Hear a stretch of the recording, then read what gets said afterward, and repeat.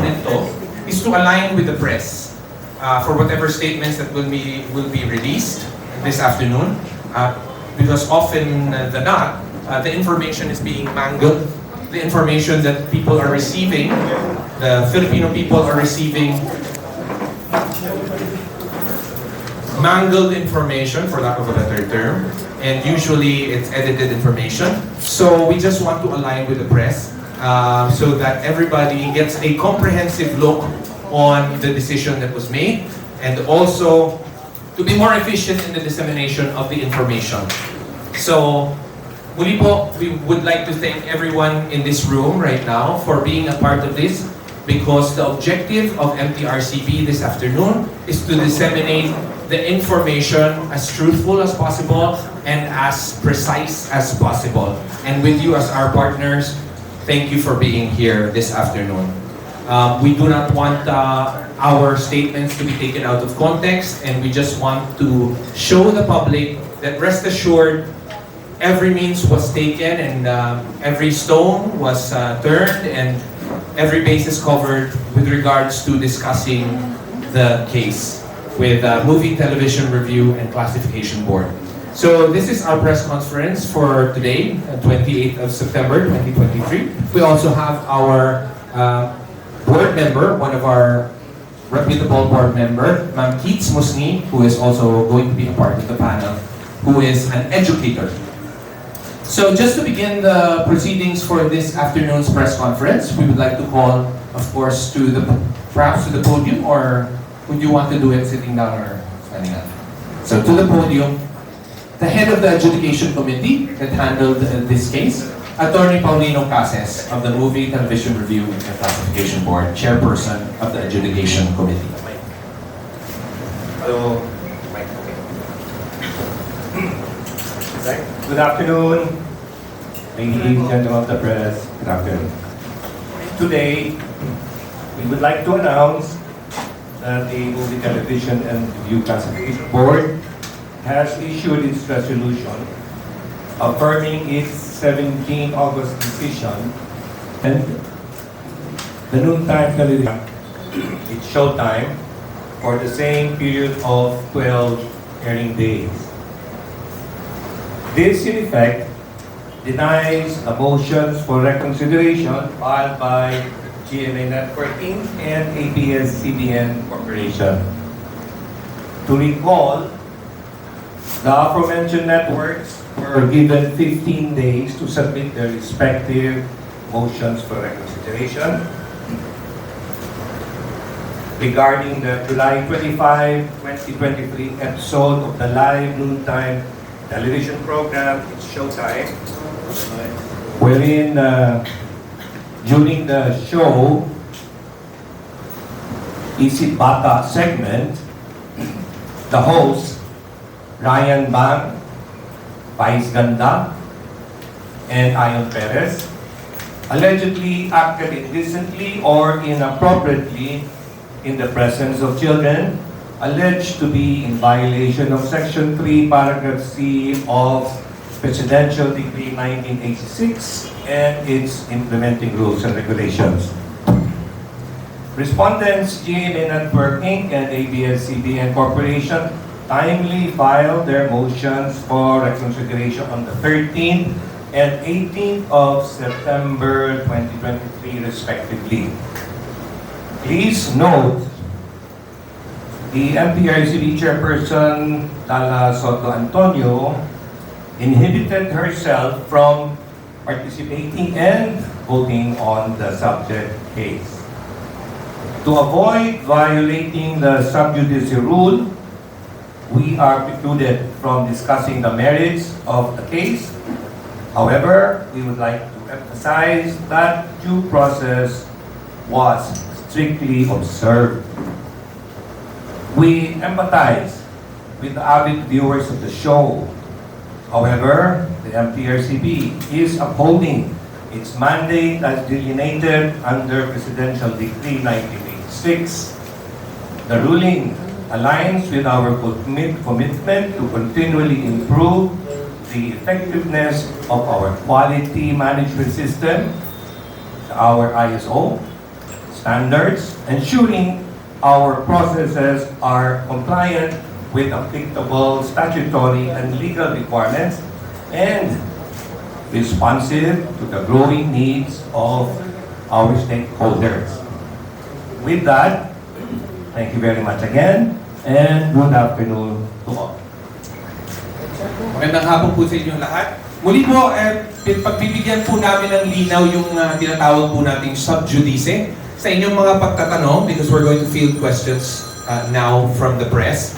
Meron po tayong sub judice rule na kung tawagin, restricting comments and questioning that pertains to pending judicial proceedings that cannot be disclosed. So, hindi po natin maaari, tangential they may be, na magtanong or mag-disclose yung mga panelists natin sa inyo ng mga patungkol sa mga issue na walang kinalaman po dun sa binasang statement, pero tangential maaari kasi yung po ay tinatawag ng sub judice, under proceedings pa po yun ngayon. So pinag-aaralan pa po at dumadaan po noong proseso natin ng adjudication. So hindi po pwedeng magsalita yung mga panelista natin patungkol sa mga issue maliban dun sa issue na nabasa po. At muli po, binibigyan po namin ng diin. Ang noontime show discussion will be answered by Attorney Sonny Cases and Attorney Cesar Pareja.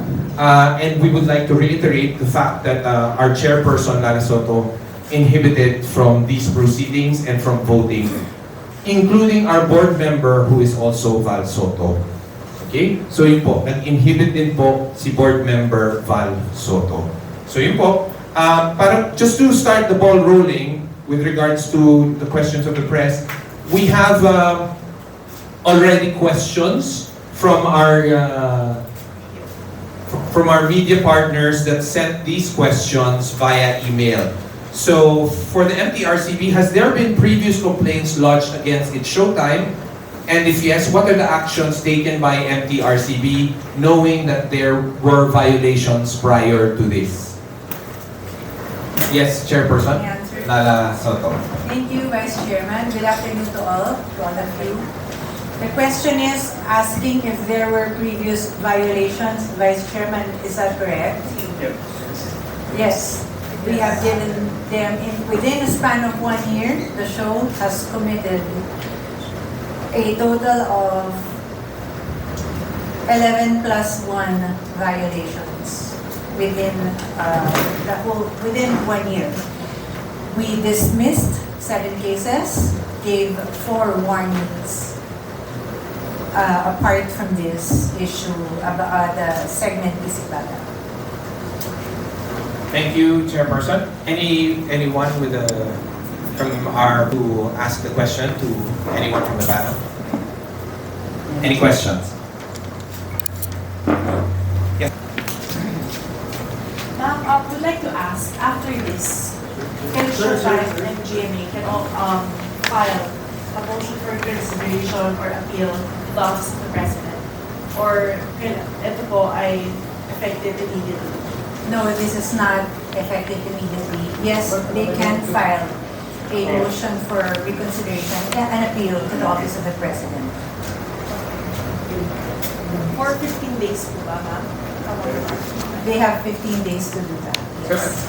So Attorney Sunny, would you like to explain the 15 days? Like, since this was being read, so from this time to when should they appeal, and should they not appeal, what would happen? The resolution, as we have mentioned earlier, has been issued today. So they will receive it today. Starting tomorrow, the 15-day period within which to file an appeal before the Office of the President will start the event. Alright. Within a period, they file. If if the Office of the President issues a resolution and they are not satisfied with the same, then they have another 15 days to go and file a motion for reconsideration again. And then if they're not satisfied with that resolution, they go out to the Court of Appeals within 15 days. And the same process goes over again. They have another 15 days to file a motion for reconsideration, and then after they go to the Supreme Court. And that will be the final stage. So kung ang tanong po, para po sa ating mga manonood na sa salita ng Filipino siguro, para mabigyan ng linaw, sinasabi po ni Attorney Sunny, ay hindi po mawawala kaagad yung programa sa ERE. Kasi may 15 days pa po, yun po ang buong proseso. So may 15 days pa po nun, pagkatapos po nun, ay may 15 days pa po para umakyat din po sa Supreme Court. Nasa sa kanila na lang po yun kung sila po ay mag-aapila. Si Chairperson ay masasabihin pati po si Attorney Yes, Cesar. but as far as the MTRCB is concerned, this is our response. This is our resolution to their motion for reconsideration. Para sa kaalaman po ng lahat, matapos po kasing nag-issue ng violation, nagkaroon pa po ng pagkakataon, yun po ang dahilan kung bakit napapanood pa rin po ang Showtime. May ERE pa rin po. Hindi po talagang tinanggal kaagad. Kasi may prosesong sinusunod. Maaari silang mag-apila. Kaya po, umabot sa ganitong panahon at ngayon nandito po tayo at meron po tayong press conference para po bigyan ng hatol yung pag-aapila nila nung nakaraan. So pagkatapos po nito ay maaari pa ulit silang mag-apila. Yun po ang gusto po namin bigyan ng linaw. So isa po yan sa mga discussion. Ano po pong may mga katanungan pa po? Yes, ma'am. Follow-up lang, ma'am. We're curious to know as well, if nag-violate po talaga yung segment na yun, why the segment, nila po the segment could have been suspended or i-chop nyo po yung segment na yun, but why the whole or entire Showtime show? Okay. By law, we are to suspend the network in truth and or the production. So we chose to suspend the production instead. And it's on them. It's supposed to be on the production to make these negotiations or the appeal. That's why they were given 15 days to be the ones to just suspend their hosts instead. But you're asking about the suspension of or removal of the segment. That's on the production as well. But we are to, by law, suspend the production. Sa madaling salita po, ang sinasabi po dito ni Chairperson Lala ay maaari lang pong isuspend ng, ayon sa batas, ang maaari lang pong suspendihin ng MTRCB ay yung produksyon at yung network. Hindi po maaari yung host. Ever since naman po, hindi po yun ginagawa. Kasi ang mandato po ng MTRCB ay sa mga stakeholders niya at sa mga clients niya. At saka po, ang produksyon, siya na po ang rerenda sa mga hosts. Yun po ang lohika ng ginagawa. At tangential to what you were saying, dun sa question na yung segment na yon, ang NCCT din po ay nag-conduct ng kanilang pag-aaral tungkol po dito sa segment po na ito na itinutukoy ninyo. At nandito po si Dr. Luis Gatmaitan na kung saan man nagfo-fall yung category that is being considered dun sa segment na yon, kung bakit ganito po yung kinalabasan na atol, no po, at desisyon. Submit po ba ng material ang Showtime? Kasi nagsasubmit po ang mga child-friendly shows sa kanilang ahensya para ma-consider as child-friendly kung nag-submit din po ba ang programang It's Showtime. The National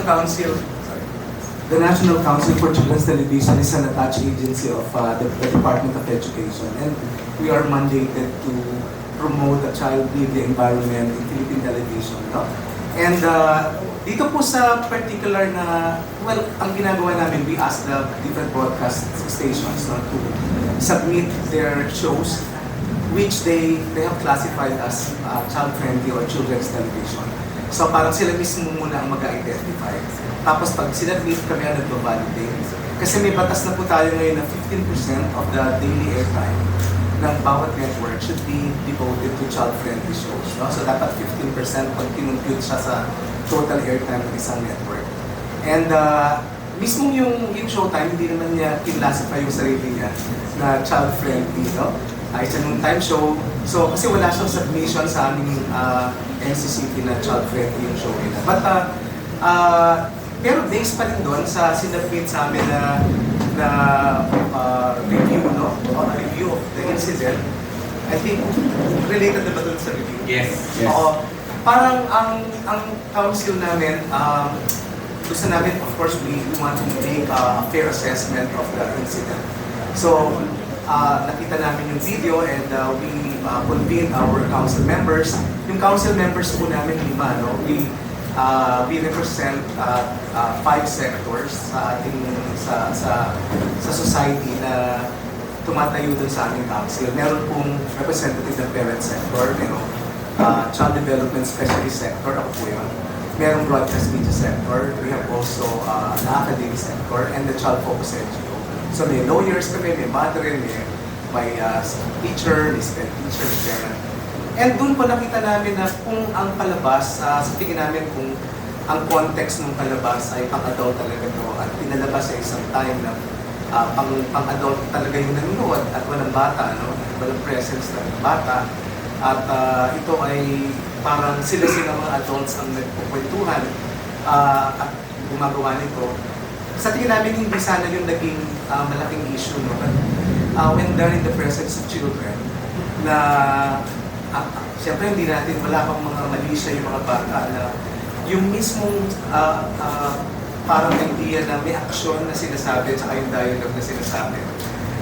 Parang may suggestive kasi, no? May parang subliminal message na tapos may mga actions silang ginagawa using their fingers, no? Normal naman sa batang ginagawa talaga yun. Sila naman pag kumakain ng cake, diba, ng icing, sinusubo nila sa bibig nila, kumakain sila ng chocolate or iba pang mga bagay, no? Pero hindi sila natatawa, di ba? Kasi normal nilang ginagawa. Ano nangyari siguro dito kasi yung context is merong tawanan na nagaganap ng mga adults. Tapos may batang nandoon sa mismong segment na to na parang nag-wonder, bakit sila nagtatawanan? So, nag-arouse to ng curiosity, and that curiosity siguro yung parang yun yung parang bakit nakakatawa, doon napapasok na yun na could it be sexually suggestive? Parang gano'n, parang gano'n na magiging tingin. So sa tingin namin, yung aspect ng parang sex and nudity at saka yung aspect ng language na dapat hindi gumagamit ng yung mga, minsan may mga double meaning na mga na language. Sa bata kasi dapat klaro na black and white, walang mga gray areas, no? Kung sexually suggestive o kaya may mga language, dialogue na hindi klaro, nag-a-arouse to ng maraming tanong na hindi rin natin alam kung sino mag-a-address ng mga question na ito ng mga bata. And so, doon naging medyo dangerous siguro yung tingin doon. While ang tingin ng marami parang nakakatawa to, ganyan. Pero ang nangyari kasi, this is done in the presence of children.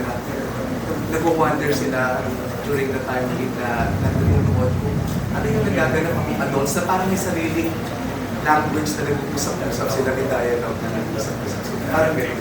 Yeah. Maraming salamat, Dr. Luis Gatmaitan. At syempre para sa mga nagtatanong, bahagi po ang MTRCB ayon sa batas, bahagi po ng National Council for Children's Television ang MTRCB. Advisory committee member ng NCCT at MTRCB. Yun po. Kaya po, we work hand in hand with the NCCT. Meron po pong mga katanungan galing po sa ating mga members of the press. Any questions? Questions? Ano daw po yung definition ng child-friendly? Okay, sige. Maganda kung ano yun, no, mahimay natin. Dalawa kasi yung, pag sinabi natin children's TV program, these are shows specifically directed at children. Kumbaga nung ini-create yung program, iniisip na agad nung director, nung writer, producer, na pambata yung ipalabas nito. So yung sensibility na pambata. Now, when we talk of child-friendly TV programs, these are programs not specifically directed at children. Pero ito yung mga programa na hindi makakasama sa development niya as a person. Physically, emotionally, mentally, psychologically, okay din naman, no? So, we classify these shows as child-friendly shows. So, parang pang-pamilya dating, gano'n. Hindi specifically pang-bata, pero hindi makakasama sa development ng bata. At so, yun yung pagkakaiba ng children's TV shows versus child-friendly TV shows. Maraming salamat. May mga nagtatanong pa, boss kong Attorney Sunny, how the decision was made, the process of how it was made. Ma'am, sino man yun, meron tayong process, yung complaints process na sinusunod. Now, dalawang klaseng complaints na pinanggagalingan. Yung first one, yung galing sa amin monitoring and inspection unit dito attached sa ating agency. Nagmo-monitor sila, meron silang monitoring room at pag may nakita silang labag, then they make their incident report and then ibigay sa Office of the Chair at saka sa Legal Affairs Division. Pag-aaralan din ng Legal Affairs Division kung ito ba ay may pase. Kung may pase po, then pino-forward nila with, of course, copies to the Office of the Chair sa Adjudication Committee. That's one process. Ano? Yung isang process naman, pag may natatanggap kaming mga complaints from the viewing public na to, yan ay pumapasok by yung ating official social media or emails, etc. by telephone, hard copy na letters, etc. From there, ganun din ang process. I-forward din nila sa Office of the Chair and from the Chair. Palalaman, tignan nila, also Legal Affairs Division, kung ito meron merit o wala. Thereafter, bibigyan nila or endorse nila sa Adjudication Committee. After which, meron kaming Adjudication Affairs Committee magkakaroon ng recommendation sa findings. Ano po? Pag ito ay medyo may labag at may penalty, then pinapresent namin sa board as a whole. Of course, magkaka-hearing doon, no? We will give them a chance to present their position within 5 days. Gusto pa nila mag-file ng additional documents, they have all the right, must we observe a due process strictly. Then after the committee comes up with its recommendation. And then it's submitted to the board and back. Pag-usapan doon, talaga bang labag? Tama ba yung recommendation na Adjudication Committee? Pag we find meron, then they decide on the penalty. Again, ito nire-resolve ng board as a whole. Pag-uusapan yan. Kompleto naman po yung mga board members ng pinanggalingan industriya. Karamihan po na board members ay galing sa media. More than 50%, mga 70% po. Meron tayong mga educators, meron tayong businessmen, meron tayong psychologists, doctors, and 5 lawyers po. So, kompleto. We come up with a resolution, then may mga suggested penalties. Doon, nag-vote na naman yung board kung anong penalty. So, mahabang process po yun. Hindi lang yung isang tao or isang committee. Pero I would have to emphasize that the chair does not participate in voting on the penalty or on the findings kung valid o hindi. Tiebreaker po ang chairperson ng board. Pag hindi nagkasundo, doon papasok. And generally speaking, hindi po nag-vote. Ano po? Thereafter, i-release namin yung decision and then pagbalik, and they have the 15-day period to file a motion for recall, and then it goes on to the other process of Office of the President. Yes, sir. Po, no? Yes po. Ang chair po namin ay may dadagdag pa po. Yes, I just wanted to add regarding complaints. Each and every complaint are dealt with individually. Each and every case are dealt with individually by the adjudication committee. But with regard to the complaints, it doesn't really matter how much complaints we receive. Whether it's a complaint or a movie, just a movie for review, TV series, sample episodes, or a TV plug, any material that is submitted to the MTRCB is still subject to the interpretation and the judgment of the board. So, ang sinasabi lamang dito, ibig sabihin, kahit 100 pa yung nagko-complain, kapag sa palagay ng board ay hindi valid, then it will be dismissed. But pag magkakaroon kami ng kunyari complaints, 1, 2 o ilan lang, sa palagay naman ng board ay kinakailangan dumaan sa adjudication committee, ito ay kakaroon ng nararapat na penalty. Just to clarify with regard to complaints. Yes, ma'am. So, nangangahulugan, sa kaso po ito at sa pagdedesisyon natin, ang pangunguna po nito ay may nag-complain po. May natanggap na, may hinanay Are you referring to to the the case. Isip Bata segment? Apo. With regard to the Isip Bata segment, we want to make it clear, we received voluminous complaints on this segment. Aside from the voluminous that were filed in the MTRCB, we also received personal messages. The board received personal messages of their own family members and friends complaining about the segment and the manner that it was done. Para po siguro sa mga abogado po, yung may mga nagtatanong, kung babalik pa po, kasi napagdesisyonan po ba ito ng board na para mabigyan linaw lang po? Yung decision po natin ngayon ay decision po ng mga board members. Ikalawa, babalik pa po ba yung pagdedesisyon sa MTRCB?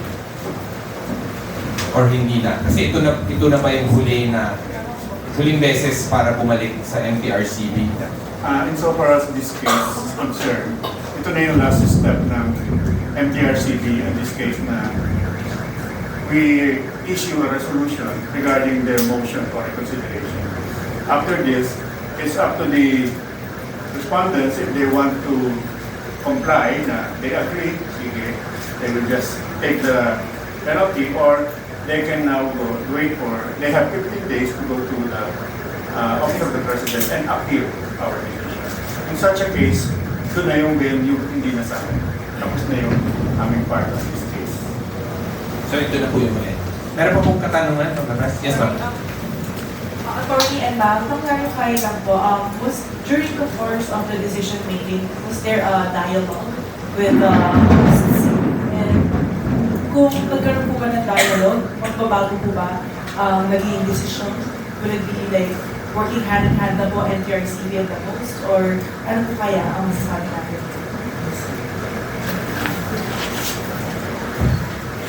No effort, no dialogues, no form of coordination or cooperation with us. So ma'am, pero pinatawag po ba sila? Yun yung isa pa pong naipatawag sila ng adjudication. Nagkaroon po. Of course, they were given a notice to appear. Pero hindi That is po why sila. they appeared in the hearing and they were given due process. Kung mag-appeal, kung dumating po ba sila, magbabago po ba ang decision ng court suspend? Or what do you think? Ay, yun po. Okay, ma'am. Yung sasabi yung dialogue, yung we send notice to appear nga, ipupunta sila po, production, yung crew, etc. Ano, nag-uusap na kami dyan. And then lahat ng sasabihin nila, pwede lagay sa position paper.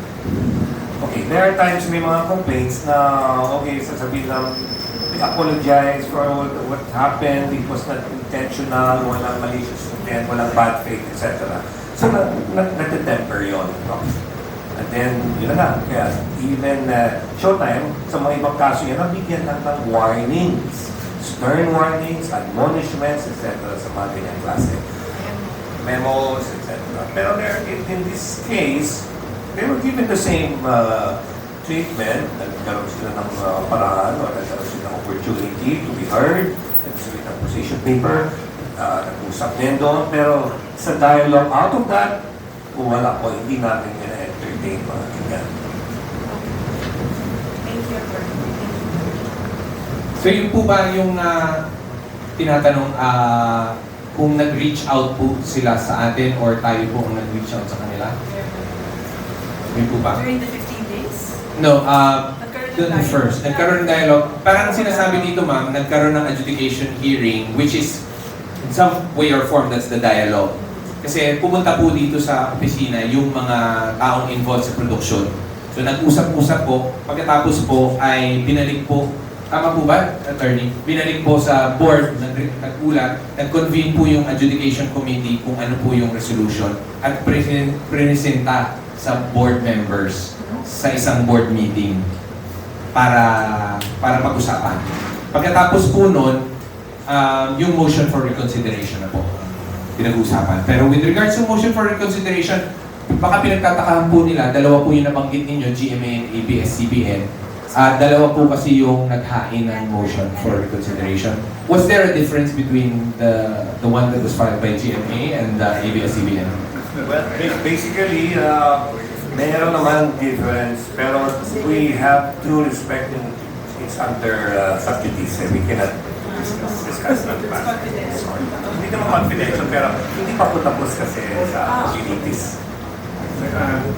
We have to give due respect na they have their opportunity for them to go up on appeal to the office of the president and present their case anew. And we cannot be saying something that can preempt that. That would be violated the due process rule, the sub-judice rule. So yun po, yung sub-judice rule ay dahil po hindi pa rin po tapos yung paglilitis, no? Dahil maaari pa rin po mag-apila yung programa. At from the educational sector, from our educator might have something to say with regards to the perception of these children and kung ano pong residual feeling ng education community. Hello, good afternoon. Well, as we have given already the final, as far as MTRCB is concerned, the final verdict or decision, for the educational sector, most of the children we are very concerned about, and we want to also take in consideration the effects that it might have on them. So that's why when we were making the decision, kasama na rin po yun. That's what President Uli said. May effect po kasi yun, especially when you want PG rating show na child friendly supposedly. We have to see the effect on that with the children, not only in the studio, take note, the children watching on television. Because these people, the children, may not have an adult or may have different thoughts on it. So it's not only the children in the studio with the segment, but we are also taking into consideration all the children who might have seen the portion of that show. Any questions? Attorney, you mentioned kanina po that the board members are comprised of educators, businessmen, doctors, and lawyers. But you didn't say, just for transparency, ilan po yung members ng board? Well, there are 30 board members. 3-0. 3-0, one vice chair and one executive. 32 lang. Okay, was the vote to deny the MR unanimous? Majority po, or big majority. Ilang percent po? I would say out of the 30 board members, 27 voted to deny. Okay, 27 versus 3. Apo. Chair Lala, kasi po, after the first decision was released, we are all aware of the backlash, the things that have been said about you, about the agency. And you already clarified that you inhibited. In fact, you are not voting. Sabi ni Attorney kanina, your role is just a tiebreaker. Hindi maalis sa isip ng tao ng conflict of interest. Kahit po na hindi kayo bumoboto, you are, in fact, still a family member of a competing show of Showtime. Ano po yung position nyo doon sa statement na sinasabing conflict of interest?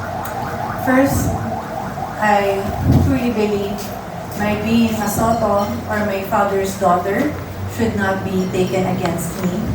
Instead, it should even be taken positively that I am someone who grew up in the industry. I am someone who loves the industry and understands the industry. I really believe that we should respect others' opinions. Also, that's their opinion. There's nothing I can do. I'm just doing my job humbly and justly. How about the calls for your resignation, Chair? I'm not going to satisfy the whims of my detractors. And lastly, may mga social media uploads and complaints about the lubid. How are you handling that right now? It will be sub judice. I yield to Attorney Sani Cases, the chairman of the Adjudication Committee. Sir, as of date, the incident, or incident, if you want to call it like that, it is pending before the Legal Affairs Division of this agency. And we have not yet received an endorsement or referral from that department. So right now, no, I cannot say or should not say anything regarding that matter. Lastly, is there a difference if the production issues an apology ahead of an MTRCB decision? That would be, to my mind, I do believe, that it's a case-to-case basis. Depende po yan eh, no? At kung grabe talaga, maski mag-apologize ka dun sa ginawa mo, talagang makita naman maliciously intent done. No matter how you apologize, if the facts are really grave, and you can determine from that talagang talagang may kasalanan. Right. So, perhaps magkakaroon ng mitigating effect. Pero kung let's say naman hindi naman masyadong malukha yung ginawa, sobra, ay mag-apologize ka agad immediately thereafter. It was innocently done. It was just an outburst of something or kalokohan lang. It was a joke. Walang intent. Then, we can take that very much into consideration po. And we have done that many, many times po. Is cursing on air a grave? Yes po, it's not allowed. Especially pag-program, noontime show program, hindi po pwede. No? Okay, yung kay Wally po, paano niya na-handle nila? Again, yung one incident that is pending before us, so we cannot say what will the outcome be for the moment. Thank you po. Yung kasi yung lumalabas, in the past. So that might as well just clear the air and Actually, maraming salamat sa mga questions mong ganyan. Kasi may mga nagtatanong din po sa amin yan, particularly yung sinasabing conflict of interest ni Chairperson LALA Sotto. So, alam po naman natin na kapag hindi marunong yung nailalagay sa posisyon, nasasabihin naman ng mga tao, bakit? Pero pag halimbawa, kilala sa industriya, tama, siya ang ilagay. Kaso lang, madami siyang kakilala dun sa industriya. So, hindi po maiwasan yan, lalo na kapag eksperto at lumaki sa industriya. Hindi naman po inaasahan ng MTRCB na magkakaroon ng sigalot sa mga noontime shows. Nagkataon lang po talaga. Na I think dito nasusukat din po yung katatagan ni Chairperson LALA Sotto. Kasi hindi niya naman po, maganda po ang pagpapamamalakad niya po sa MTRCB. Sumigla po ulit yung agency at nanumbalik yung sigla. Gawa po nung magmula nung pandemya, stay at home po at saka work from home. Muli pong nagsibalikan po ang mga board members dahil sa kanyang pamumuno. At dinatnan lang po ng isang sigalot na mag-ririgodon ang mga noontime shows. Na kung halimbawa hindi nangyari po yung rigodon, ay wala po siguro tayo ditong pinagsasamahan na challenges, no? So yun po. At siguro ay nadya na rin po na maipakita ni Chairperson LALA Sotto ang kanyang katatagan sa mga ganitong paraan. So maraming salamat sa inyong pagtatanong ng ganyan. Meron pang isang tanong dito. Additional lang po, tapos na si MTRCB, if ever may idea lang po, parang sa kalaman ng publiko, President ang mag-design, particularly the President, the Executive Secretary, or there's a group there na magbubo ng titulo ng board ng MTRCB. Meron pang tinatawag na appeals committee, and usually po headed by the, of course, the Executive Secretary, and then the Executive Secretary can appoint two of the committee. Tatlo po yung composition ng appeals committee.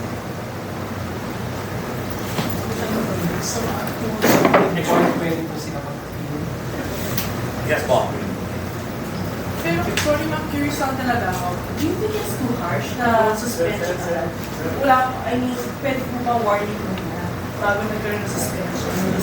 Saka Chair, this is historical, no? This is the longest suspension. No, that's not. Which is the longest? There was already a suspension in the past for the same show, 20 days. Oh, yeah. This is only 12 days. Going back to your question, Is it too harsh na suspension? as I mentioned earlier, we gave them 4 warnings and 7 dismissed cases. How many warnings are we supposed to issue? How many memos are we supposed to send for them to abide by the rules and guidelines, and for them to stay within the parameters of the classification that we have given them? So, Chair, Yes, ma'am. sorry. Yes, Hi, Angie. Hi, Chair. Yes, ma'am. So meaning the ship has sailed when it comes to its showtime and of course reconciliation. It's going to be the process that they have to go through, which is Office of the President. MJ, we already gave them 15 days. As in the past, it was always immediate suspension.